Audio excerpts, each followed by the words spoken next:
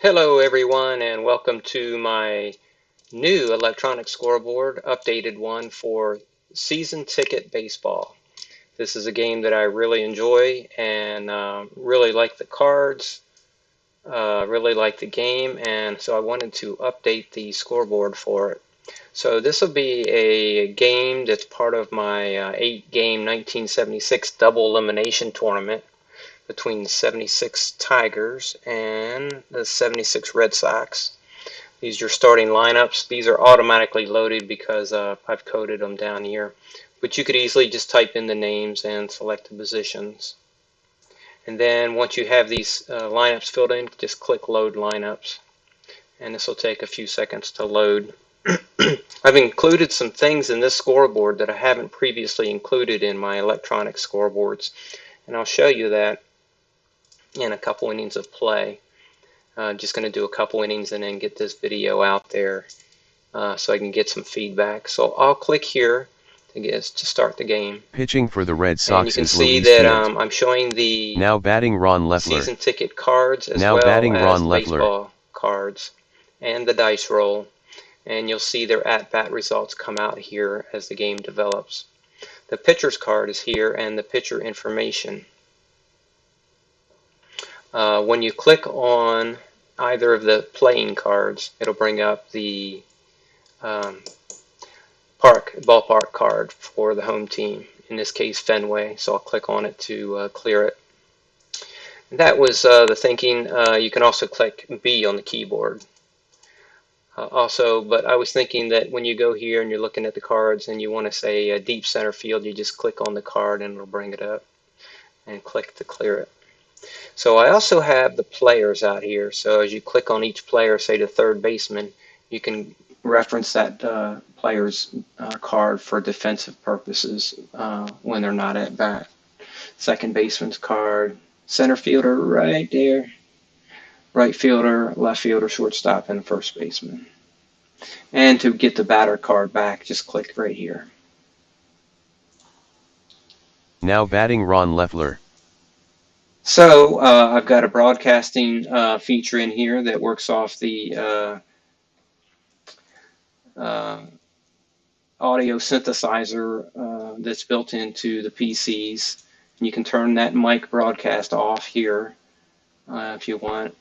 And you can do a re-roll of the dice here or by clicking on the dice here. And you can turn the dice off completely here and turn it back on. This is to enter the lineup and make changes. If you make a change in the lineup, you need to enter the name and their position and then click here. You can also view cards from here by clicking on the plus sign. But now batting Ron Leffler. It's easier to just click on the position to bring up their defensive card. Now batting Willie Horton. Once a player's on base, his player card will actually be out here on the playing field at whatever base they're at. You can click on their name and bring their card up for the base runners as well. Okay, so let's get started. We have a roll of 603, so I need the ballpark card, so I'll just click here. 603 is a K, and so Willie Horton has struck out. Brings now up batting Alex Johnson. And here's his card, and a 552, so we need to check the third baseman. So I'll click on the third baseman and check 552, and that's a 5-4 ground out with nobody on. 5-3 ground out. So that's a ground out, so we register the outs here. All outs are registered here. Now batting Rusty Staub. Double plays or pickoffs or caught stealing are outs you register here. These are special outs, and it does not advance to the next batter. Otherwise, you enter your outs this way. But if you have a double play, caught stealing, you use this one. And you click on any of these for these results.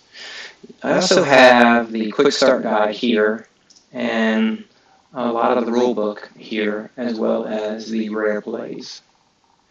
So you can skim through that and check the rules, check the base running situations real quick, and click here to close it. So Rusty Staub's up. He's got a 683, and it's pretty deep into the ballpark card. Let's see, 683, and that's a single. That's a 2-out single for Rusty. So I'll click here to register a single, and you can Now see Rusty's on Willie first Horton. base now, and the first baseman's holding him on there. So if I need to reference Rusty's card, I can click on his name here and see his card up here. And if you get back to the batter's card, click here. Now Willie Horton. And if you need to change a base runner,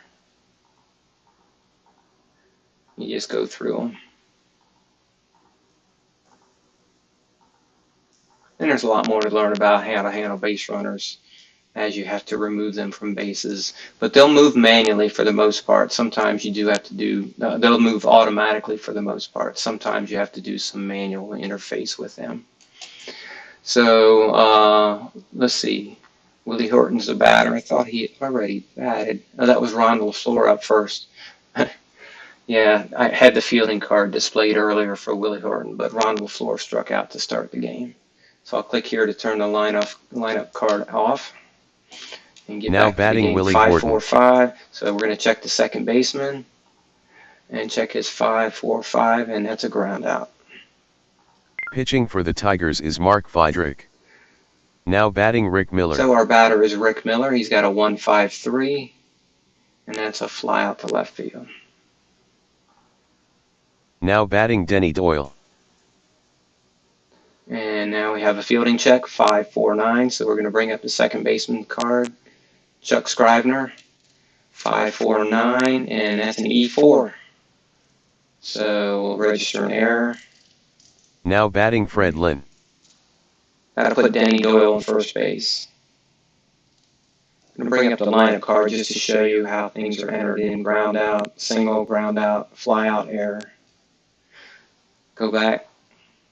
Now batting Fred Lynn. Fidrich is on the mound. He's faced two batters. And we have one out in the inning. It's a 176 on this roll, and that's a wild pitch. So to advance the runner to second base, I'm going to use the keyboard and push the 2 key.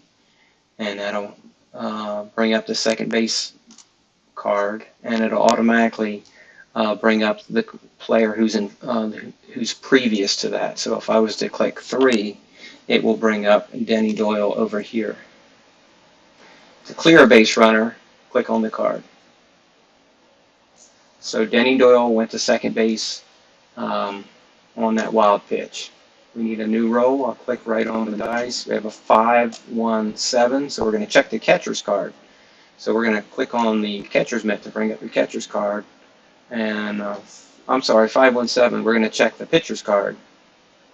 5-1-7 is a single to center field. We can challenge the center fielder's arm to bring Denny Doyle home if we want. So I want to check Denny Doyle's speed. And it's a 3, so we won't do that. So we'll take the single, register it here. Now batting Carlton Fisk.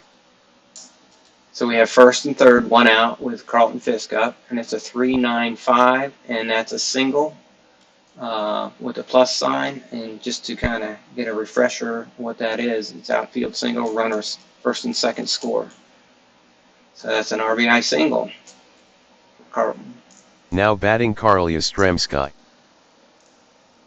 So it's a 1-0 lead, and brings up Yaz with a 1-1-2, and that's a fly out to shortstop. So that's a pop out. Now batting Jim And a Rice. 6-7-7, bring up the ballpark card for Jim Rice. 6-7-7, and that is a single with the 2+ sign. And just to get a refresher on that, it's a long single. Runner on first to third, the other scores. So Now batting Dwight I need to Evans. clear Fred Lynn because he scored, so I'll click on his card and then add a run for the Red Sox. So it'll automatically move the base runners 1 base for a single and 2 for a double. And you can see it registered the RBI by my manual input of the run, and gave Rice the single with the asterisks for the RBI. Now batting Dwight Evans. So let's see if the bird can get out of this inning. It's a 2-3-1 roll for Dwight Evans. And that is a ground out to second base. Red Sox leads Tigers 2-0 top half of the second inning. Now batting Jason Thompson. Okay, and you can turn the broadcast off here. So I've turned the broadcast off. And you can also turn off not playing with the season ticket cards by clicking here. And so this is how this scoreboard started for me. I was just rolling my dice here. I actually turned this off, did manual rolls on the dice, and had my season ticket cards right here in front of me and played the game that way. So I still would have the box score that I could then export at the end of the game, by the way. When the game's over, you'll have export buttons, and it'll send it to a spreadsheet for you, and you'll have a box score in the score sheet. And I just take those numbers and plop them into a spreadsheet. So you have the option of playing with the season ticket cards, or just plain. You'll still get the base runners with their baseball cards displayed. If I have that player's baseball card, I have a lot of them. I have almost 10,000 in my database now. So anyway, that's a quick preview of my season ticket electronic scoreboard for season ticket baseball. And I'm going to finish this game, and I'll get this video posted to share it with everybody, and I'd love to hear your feedback. Thanks for watching, and I will catch you on the forums.